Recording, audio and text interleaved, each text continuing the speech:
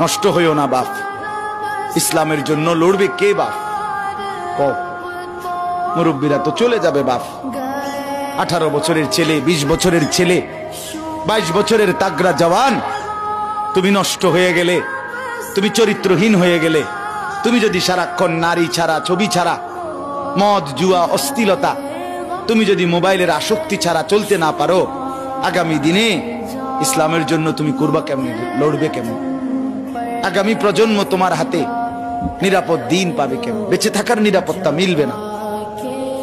বেঁচে থাকা 53 বছর বাংলাদেশের বয়স, 53 বছরের সমাজে বেনামাজির সংখ্যা যদি এত বেশি হয়, 53 বছরের ভিতরে মোবাইলে আসক্ত যুবকের সংখ্যা যদি এত বেশি হয়, 53 বছরের ভিতরে বেপর্দা নারীর পরিমাণ যদি এত বেশি হয়, এত মসজিদ মাদ্রাসা চারদিকে থাকার পরেও যদি এই মসজিদ মাদ্রাসা ষড়যন্ত্রের কারণে কমে যায়,